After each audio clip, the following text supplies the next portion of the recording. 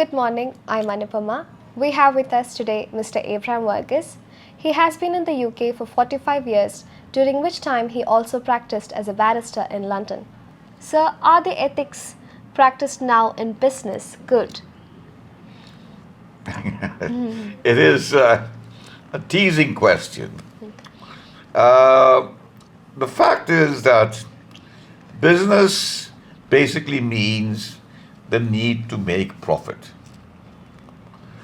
And that profit helps to generate income for the country. It multiplies, so more people get that money shared out, the effect of multiplication in economics. And people get ideas also and start up businesses. And it creates employment. But as far as the ethics is concerned, there are many problems associated with it because it's not a clean-cut area of life. To cut costs, people sometimes take stolen goods. To cut costs, people sometimes rearrange the quality of the goods. There's a lot of mischief that's done. And all in the name of profits. And these profits sometimes are heavily abused. Okay? But to say that ethics does not exist, which I'm not saying does not exist in business, will be also wrong, because there are people who conduct themselves in business in a dignified manner and are people of honor and are people of their word. But there are many who are not of that ilk. They are there to try and cheat you at the drop of a hat. Okay? Now, to them, there is no school of ethics that they need to go to. Like, for example, with medicine, with engineering, with law. There are bodies there that expect you to behave ethically with the clients, in court, with each other, and in society generally. So they escape that scrutiny, and that makes it easier for them to behave in a corrupt fashion. And once that starts, they get used to it, they enjoy the privileges of it, their wives go about hanging themselves with too much jewelry, okay? And yet they pretend they don't know how it is got. All kinds of abuses are made. And then, of course, they have got an escape plan also to say that they provide for charities. This is the same way that they run certain institutes, and really, some of them are good, some of them are bad, but you have the Lions, the Queens, the Rotary, and so on and so forth, and they are all basically business people, mainly. When you try and criticize them about their real activities, which is to conduct business privately, away from the public, and away from home, and over a drink or two, they say, no, but we do a lot of charitable work. Look at this, we've done that. We put that bench over there. We put that bench over there.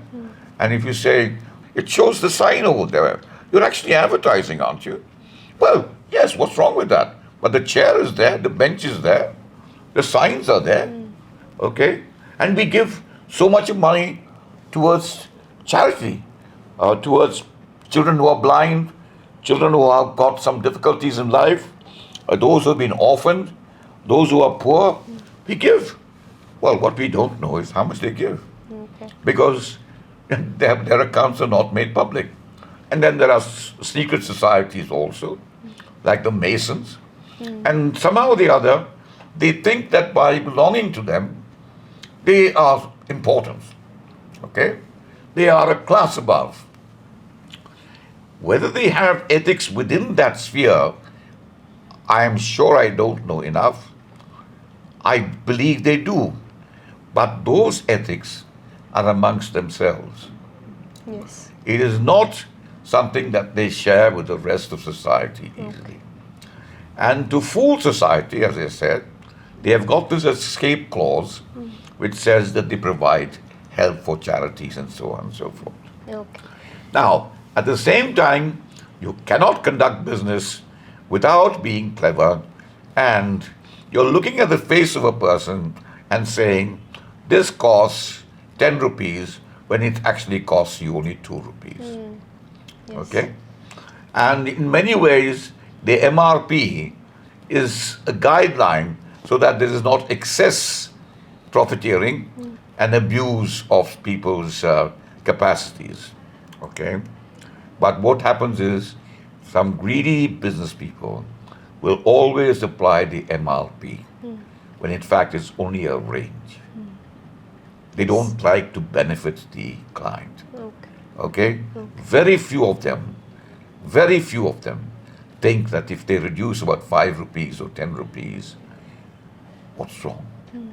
It'll help the person. They'll come back again. Yeah. Okay? It'll add to my business. That they are reluctant to think. Okay?